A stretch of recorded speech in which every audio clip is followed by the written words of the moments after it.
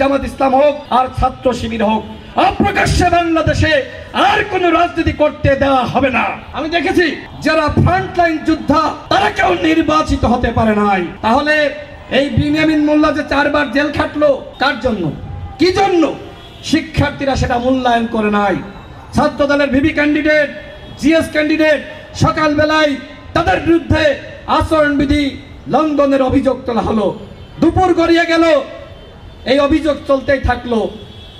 শিক্ষার্থীরা মনে করলো সে তো বেয়াদব। এমন ধরনের ন্যারেটিভ তৈরি করা হয়েছিল যে ছাত্রলীগ আর ছাত্র দল একই রকম। এই ন্যারেটিভ, এই প্রপাগান্ডা কারা তৈরি করেছে? আজকে ঢাকা বিশ্ববিদ্যালয়ে আমরা দেখেছি সাধারণ শিক্ষার্থী বসে আন্দোলন করা হয়েছে। পরবর্তীতে তারা আবার শিবিরের প্যানেল থেকে নির্বাচন করেছে। What is this? আপনি সাধারণ শিক্ষার্থী বসে আন্দোলন করলেন, ভালপাড়া থেকে আপনি সাধারণ শিক্ষার্থীদেরকে নামালেন, আপনি তারেক রহমানের বিরুদ্ধে স্লোগান দিলেন। এরপরে কি হলো? আপনারা যারা প্রকাশ্যে রাজনীতি করতে চান আমাদের কোনো আপত্তি নাই, কিন্তু অপ্রকাশ্যে সাধারণ শিক্ষার্থী বেশে আপনারা যদি আন্দোলন করেন তাহলে ওই যে শিবির সন্দেহে হত্যা করা সেইটা কিন্তু বন্ধ হবে না, যে হত্যাকাণ্ডের শিকার হয়েছে আবরার ফাহাদ। সুতরাং বাংলাদেশে যারা রাজনীতি করতে চান প্রকাশ্যে রাজনীতি করতে হবে, সেটি জামাত ইসলাম হোক আর ছাত্র শিবির হোক। অপ্রকাশ্যে বাংলাদেশে আর কোনো রাজনীতি করতে দেওয়া হবে না।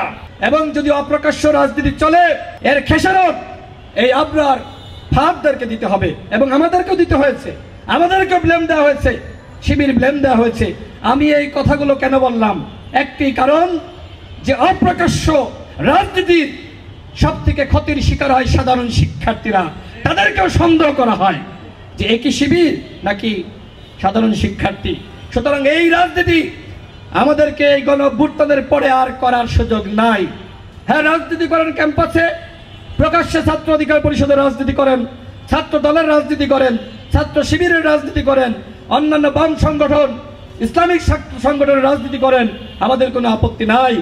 কিন্তু আর কোনো আপনার ফাঁদকে যাতে জীবন দিতে না হয় সেই ধরনের রাজনীতি বাংলাদেশে আর যেন না হয়, এই আহ্বান আমি ঢাকা বিশ্ববিদ্যালয়ের প্রশাসনের কাছে রাখছি।